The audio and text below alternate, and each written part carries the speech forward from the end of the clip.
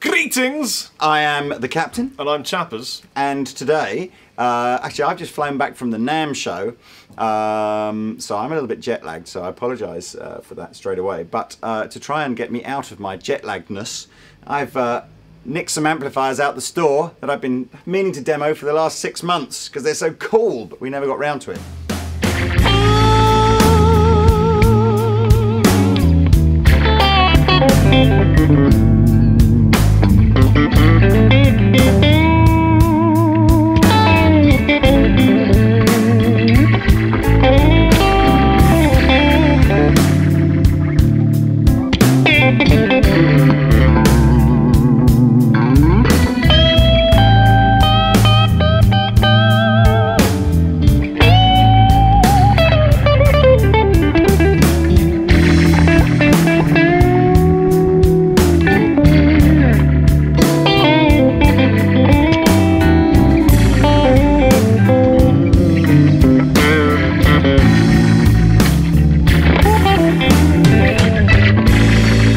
Retro, aren't they?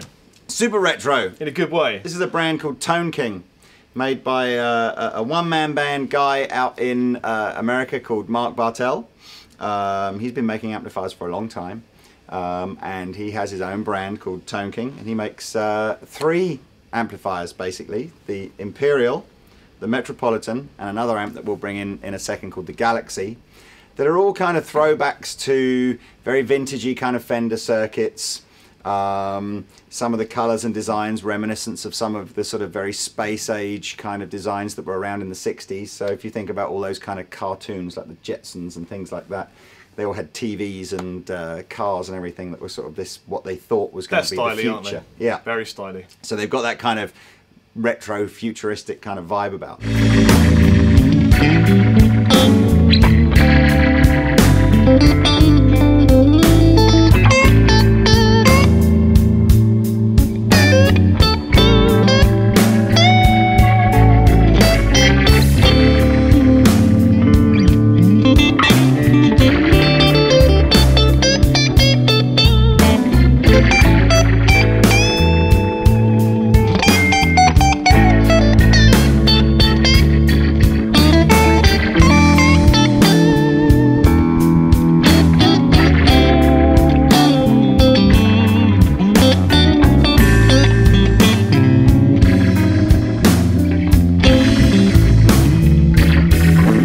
So let's start off with the Imperial.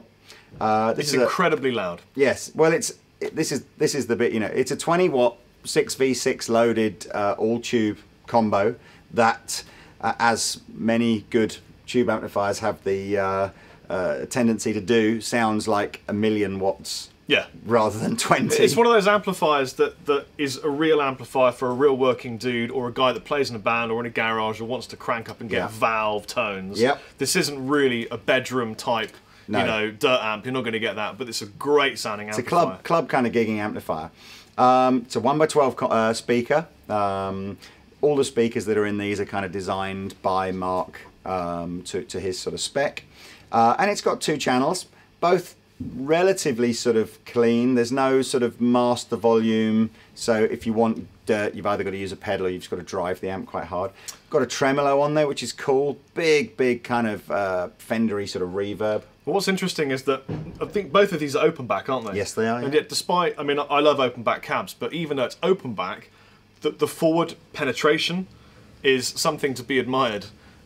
Stick, our able-bodied sound man, was cowering behind his cans, as was Dan, because this has got a hell of a punch, hasn't it? It has. Yeah. So let's just, Rob's using his ML2, which is a DiMarzio loaded sort of mahogany body guitar. So Sacrifice. This is called Sacrifice. Is it called Sacrifice? We sacrificed it. We sacrificed and then it came back alive. I've basically got the volume set relatively low on this. Obviously on any 20-watt sort of 6v6 loaded amplifier. Is it 20 watts? Just 20 watts, yeah. So what you'll find is that the volume control, rather than, it won't be a sort of a nice linear volume control. It'll be something that stays very clean and bassy up to probably 3 or 4 in the volume, and then it'll just start to go into kind of like a cranked, not heavy saturation, but that sort of power amp saturation that you get on sort of smaller tube amplifiers. So I've got the tone controls round about 12 o'clock, tiny bit more bass, a reverb pretty low on sort of again 2 or 3. It's a big reverb on this. It's you know, it'll do that very kind of surf kind of stupid big reverb if you want it. So I've just got it more subtly. And I'll switch the tremolo on. Well, I'll engage the tremolo whilst Rob's kind of playing, because I think that's very sweet. Yeah, and I'm coil tapped, so we're getting a sort of single coil type tonality from this massive beast. So we're on what they call the rhythm channel, which is the cleaner of the 2 channels, and then we'll do something on the lead channel as well a little bit after that. So here we go.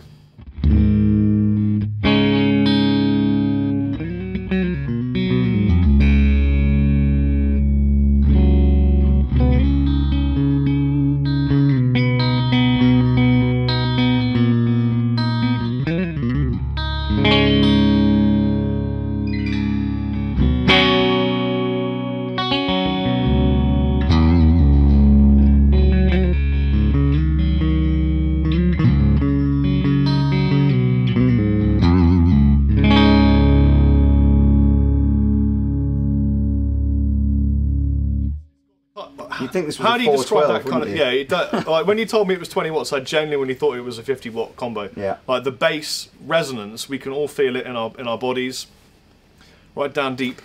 Let's put the tremolo in now, just for again, slightly sort of nothing too fast and nothing too deep, but just enough to give it that real kind of vintagey kind of vibe.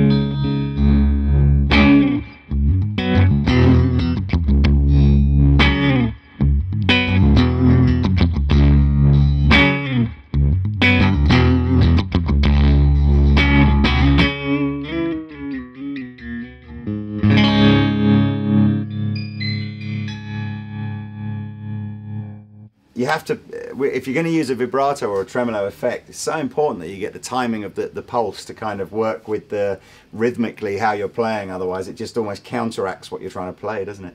Bit like.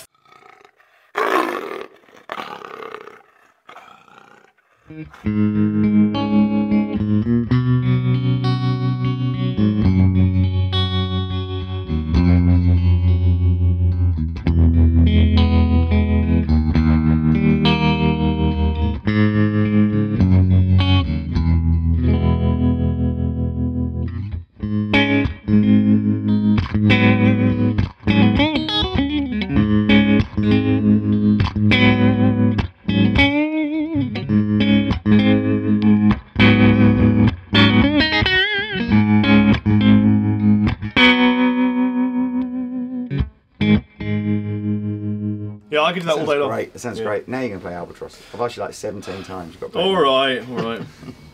Not that it's Albatross or anything like that. What can it be called? Giant Seagull. Giant Seagull. Now I'm going to play Giant Seagull by Peter Red. Peter Greenbaum. That was his real name. Was it? Yeah, my dad was in a band. I told you my dad went to school with Peter Green. They literally, when the first So your band, dad's touched Peter Green, and then he's touched you. the first band that my dad was ever in at school was in a band with Peter Green. Wow. I love how it's got to the point with you and me where he tells you a fact and you think there's a punchline. No, it's actually true. It's just completely true. That's Completely amazing. true. Yeah.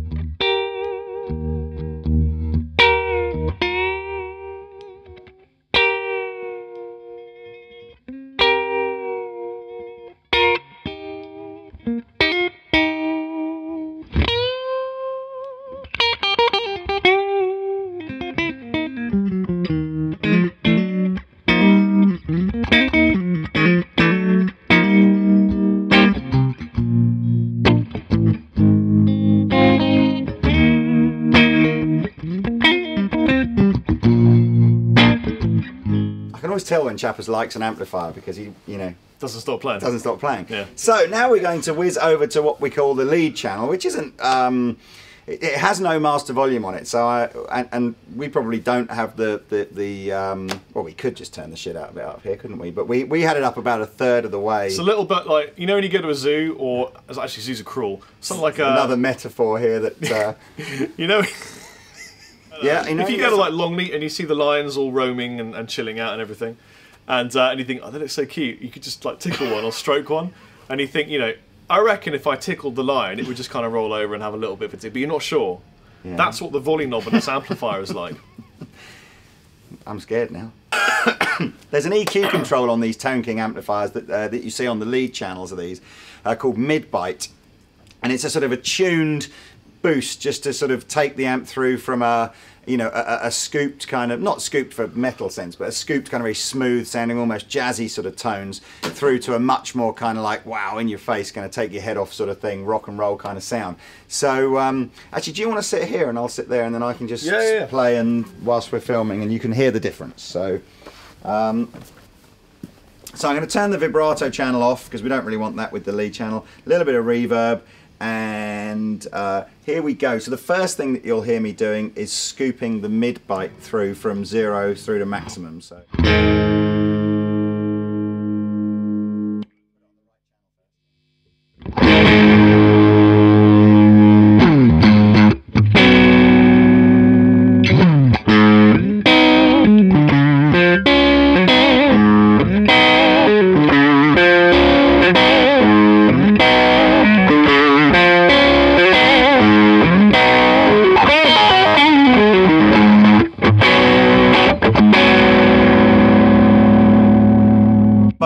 What's that like on the bridge humbucker?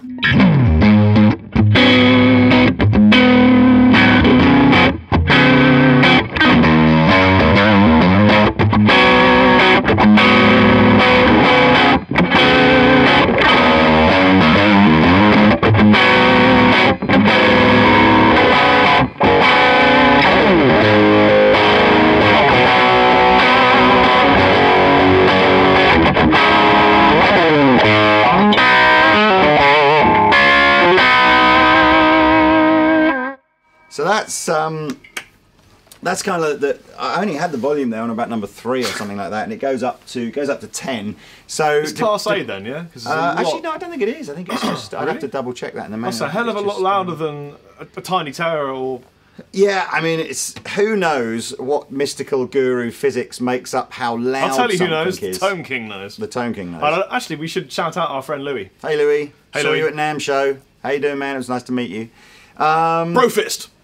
So, yeah, I mean, strictly speaking, obviously, sorry if I'm teaching you to suck eggs here, but obviously the scientific measurement of volume is decibels, and there's a whole heap more ingredients go into that pudding than just the power of an amplifier. You know, different types of transformers, different types of speakers, different types of components, and you know, everything. So although wattage I find is normally more of a guide of headroom than necessarily power. So higher powered wattage more a guide of headroom rather than volume. So higher powered amplifiers will typically stay cleaner, louder, and have a different kind of a bass end characteristic, whereas lower powered amplifiers will drive more and will sound more compressed and kind of...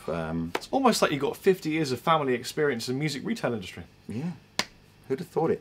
So if we really... we might die here. I'm going to go up to 8 just to see what happens. So... Are you sure about this? And Let me reset my levels. Okay. We'll play them. We have a small audience here of some people. Not much longer. We've got Becky, Leon, Ed, Dan, Pablo. I bet you this isn't that much louder. I bet it's just heavily more saturated. I bet 8 is the number of people it kills. Yes. Yeah, that's right. Yeah. It's not a volume. It's not a volume. It's a death toll. Yes. Okay, fine. Let's go. Ready? Ready.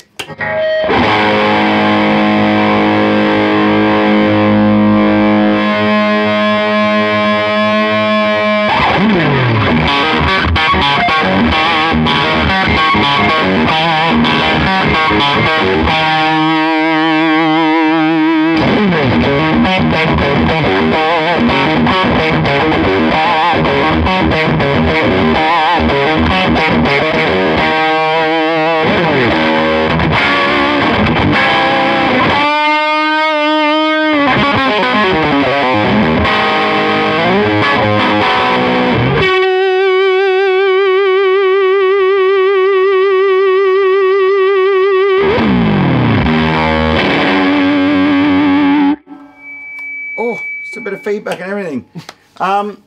It's controllable. It isn't like out of control. It's not feedback. off. Yeah, it's not off the scale kind of loud. And you're right. It didn't get ridiculously loud. It got more and more saturated. Yeah. So I suspect probably the best way to use this rhythm channel, if you're one of those kind of players that's handy, you know, I was going to say handy with his knob then, but you know what I mean. One of those players that kind of, you know, will drop the volume output of the guitar to sort of clean things up. I suspect you probably find this rhythm channel very, very usable. Yes. I really like this amp.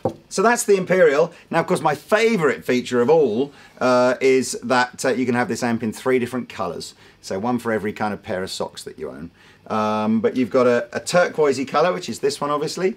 A red one, I think, if I remember rightly, and a black one. But each with the white kind of top and the piping. And I like it with the white and the sort of blue and the Imperial name because it reminds me of Stormtroopers.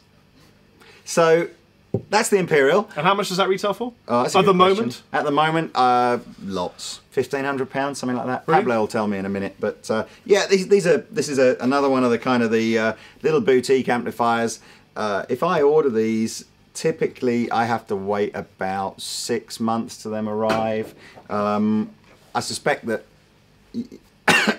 it's the sort of amplifier that Mark maybe produces 3 or 4 a week, something like that, maybe. And that's why it takes so long, you know, have to wait so long to get one. But Pablo's just looking that up, so we'll go to an intermission. Do you like coffee? Yes, I love coffee. I love coffee too. Sometimes I need a good coffee in the morning to wake me up and get me out of my bed to get to Andertons. Yeah. What kind of coffee do you drink, Lee? I drink Maplewood coffee. Maplewood, Maplewood, riding through the tastes so good. Maplewood. So, this amplifier sells for £1,695, including VAT, credits. Imperial credits. That's English pounds that's of English money. pounds. And that price weight. was brought to you in January 2012. So if it's different when you go to our website, that's because we're not in January 2012 anymore. It was brought to you by the letter money. So, we're back, and now we're plugged into a slightly newer combo from the Tone King range called the Metropolitan. And basically this is a 40 watt all-tube combo. And the main difference really between this one and the Imperial, other than the extra power, is one of Mark Bartel's kind of coolest inventions is a different take on how you would use an attenuator or a master volume. You can read a little bit more about this on Mark's website if you want, which is just tonekingamps.com, I think. But he talks about experimenting with all kinds of master volume circuits and attenuation circuits and things like that. And he thinks that he's come up with the best one of all, which he calls a 4-phase attenuation circuit. And essentially I have a control for that for my clean channel and a control for that for my lead channel. And I can essentially so you could have a really buttery clean, or you could have a really hot lead. Yeah, heaps of headroom for the clean, very little headroom. So I'm adjusting, apparently according to the manual, I'm adjusting the sort of the power output from anything from, I think, 0.1 of a watt up to 40 watts. And as I said, I can do that separately for the lead and the rhythm channel. So that's a kind of cool feature. Other than that, it's just a straightforward 2-channel amplifier. You get a big difference depending on whether you attenuate the input gain to either its high or low setting. So low will give you more headroom, high will drive the first gain stage harder. Then the clean channel, or rhythm channel he calls it, is just volume, treble and bass with a brightness switch, and the lead channel is volume, tone and mid-byte, does the same as what the mid-byte on the Imperial and does. Are the majority of these features foot switchable? Or are they? No, apart from the reverb and the channel, that's the only foot switchable bits. So if I show you now the difference between, I'll just do the high and low kind of input gain. So this is set to low for sort of, you know, maximum sort of clean headroom.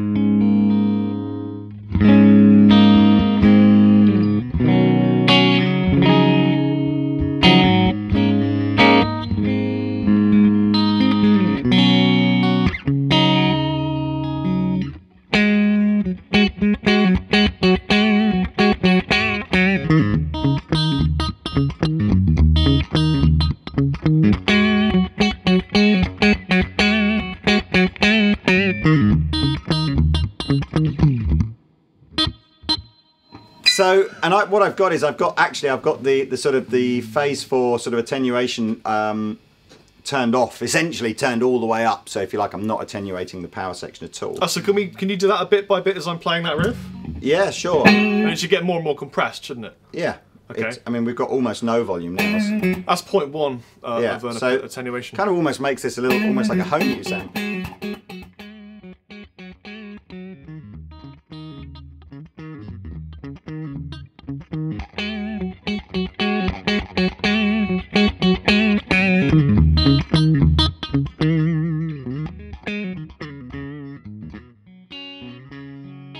It's great. So It's still got the warmth at the low. that's what he says in his little explanation on his website. It's again really, I think the holy grail of all attenuation is how do I get the amp to sound like it does when it's loud, but actually when it's quiet. And I guess that's the holy grail, isn't it? And he believes that his circuit sort of achieves that. But we'll try it on the drive channel as well, see how it works. So now I'm going to switch over to the higher gain setting for the input stage, and you'll notice straight away there's a lot less headroom and it starts to break up. So.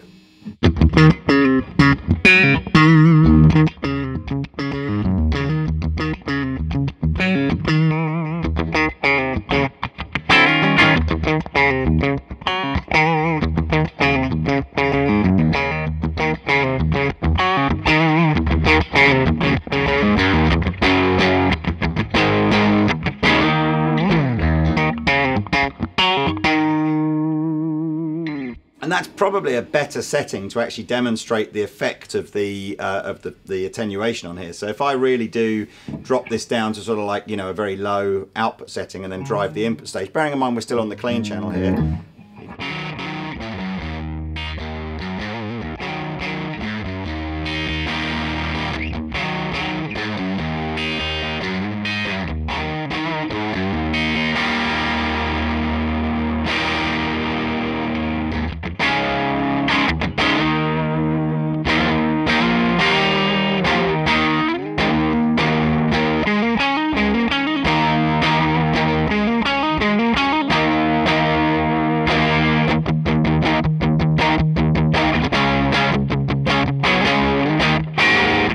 So that's the kind of clean channel. We've also got a brightness switch. I'll go back to the low setting, just give you a quick demo of what that sounds like. So this is without. A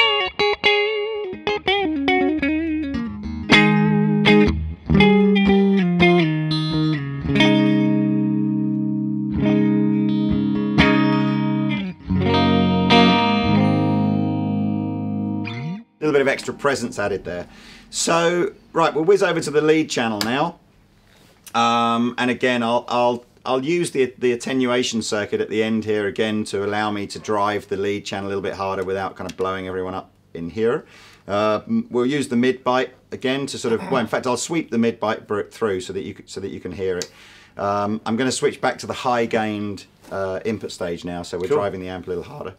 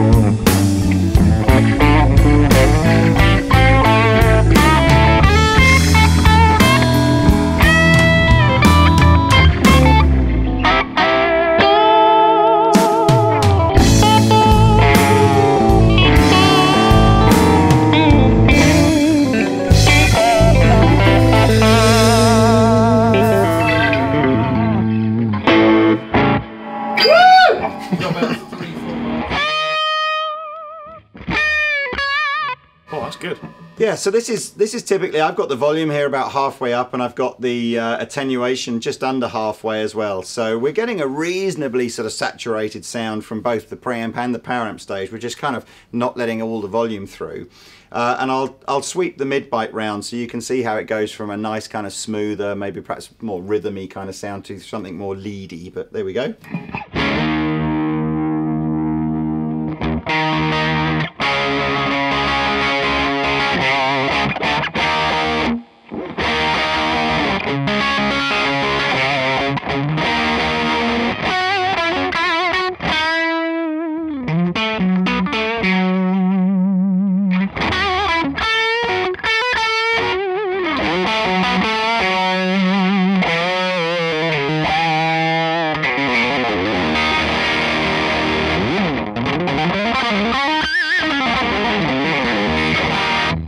Didn't expect that at all. That's yeah. It's so. Wait, do it again. Well, I was going to say what I'll do this time, if you like, is that was with the volume about halfway up. Now, I still I'm yet to be 100% convinced by any attenuation circuit. You know, I personally, I don't think there's any substitute just for going. The amp gets loud, it interacts kind of with the guitar. You get all that lovely natural sort of feedback. Just a great master volume. Yeah. Well, I just think it's I think you need power, but this is pretty good. So what I'm going to do is, and I don't know how much, I'm going to wait for Stick to give me the sort of the nod to say stop. So I think I'm just going to allow the attenuation to get louder and louder, or if until Stick goes, that's it, we're clipping the mics now, and then I'll stop. But you can kind of hear, perhaps, although you're going to hear it getting louder, but listen for the way the sort of the bass end and everything changes as I'm doing that. So first of all, we've got. Sorry, mate. Does it become a buttery biscuit base? It becomes a buttery biscuit base. A buttery biscuit base. A buttery biscuit base. Butter. I love Captain's woken up. I love the bass. That's because it's now actually about 10 o'clock in the morning in my world, so I should be kind of in my yeah, world. pretty much, yeah. Righty ho, let's go.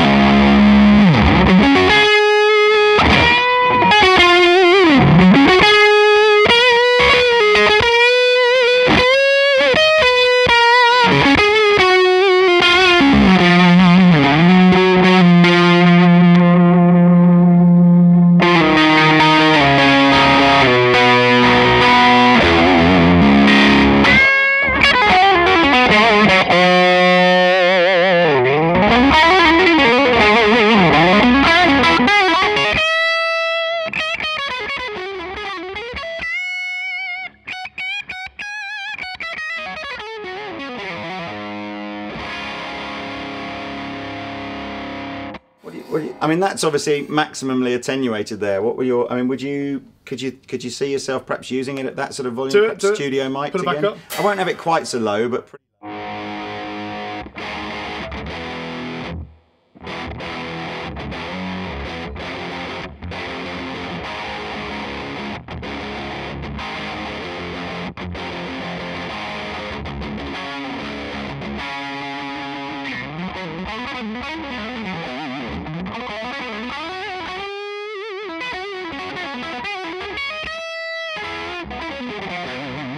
It's good. It's good. It's a little bit saggy and flappy, but it's very, very good. The other thing is, we haven't said it looks badass. Yeah, another very cool. I mean, all Mark's amps are, you know, they're proper throwbacks to the It sort looks, of, you know, the 60s. looks the money, really. doesn't it? Yeah, it does look very cool. So that's the Metropolitan. Just out of interest, how far did you release the attenuation when you were letting it? I managed to. It goes to 10, and we managed to get it to about 8 before it started clipping all the preamps and everything. So, I better just tell you before we stop recording, if you would like to purchase the Metropolitan, you will need about £2,400. But if you're a rocking blues dude in a band and you want to make a statement to sound great, this could do it for you. Yeah, Mark Bartel says he reckons the Metropolitan is his most versatile amplifier to date. So anyway, if you like the sound of this, come to the store, check it out. But we're going to move on now to the daddy of the Tone King range.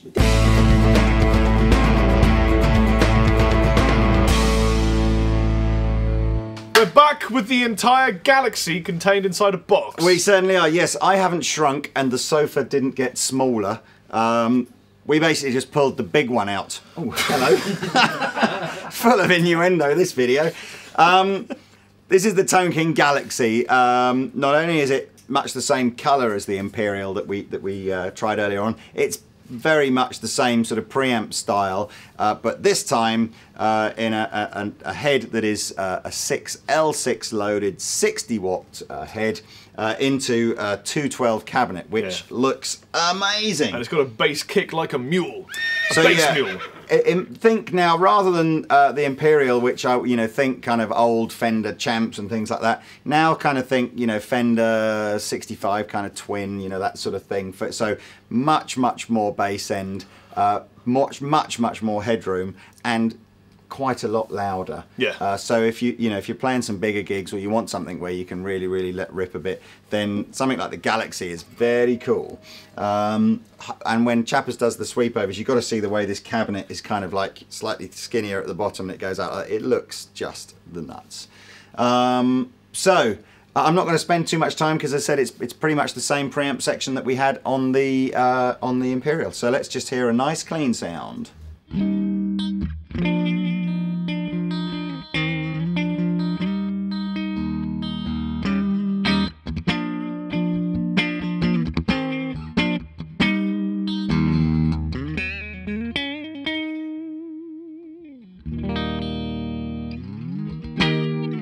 That's great, isn't it? Yeah, it's big, clean sound. Crispy. Sounds great. Again, we don't have the attenuation on here like we did on the Metropolitan, so all we can do to crunch that up is turn it up. So turn it up, buddy. Should we do that? Yeah. Oh my god!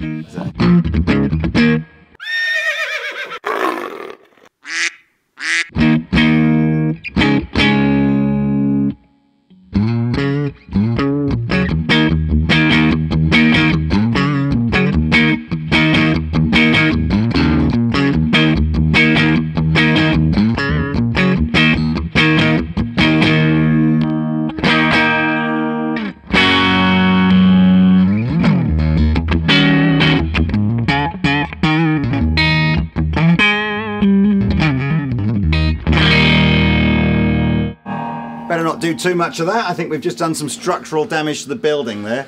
Right, so that's the clean channel. We've got a vibrato effect on here as well, so we'll just have that for like 5 seconds while Rob does something tasteful.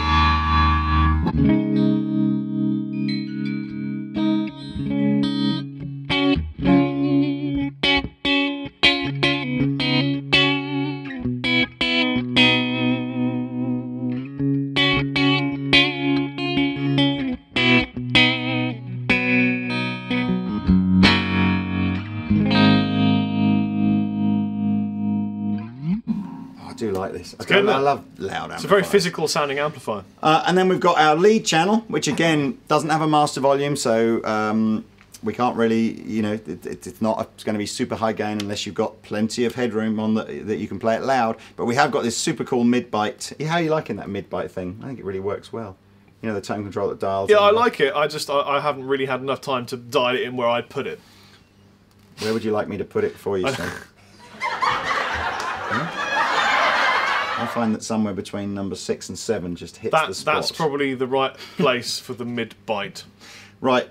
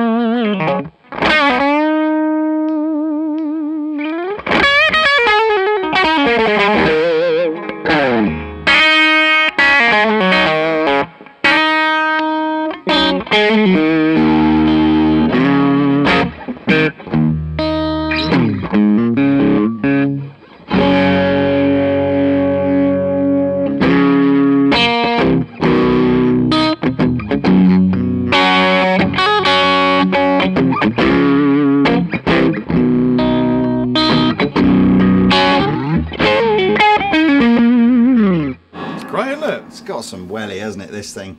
Do we want to do any last sort of tone on this? Have we got anything? Well, like, does it just get gainier the more you drive the crap out of it? I'm afraid so. Then drive the crap out of it just one more time, just a little bit more. Let's just see how it breaks up with sort of a blues liquid clean.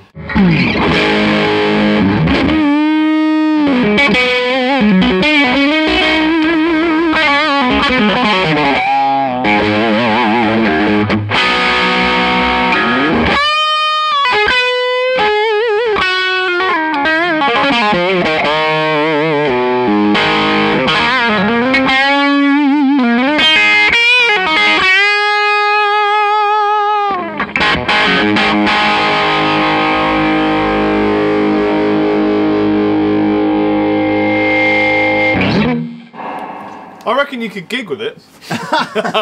You think so? What, Wembley? Yeah. Okay, cool. Well, that's the Galaxy. It's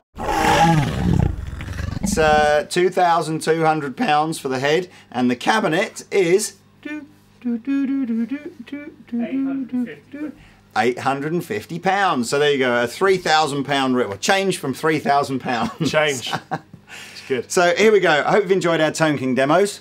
I think that's me and Chappers. Me and Chappers out. Yeah, I was going to say me and the captain, but that's me. Oh, I'm the new captain. Captain Chappers. I own Andertons now. Everything is free. Yeah!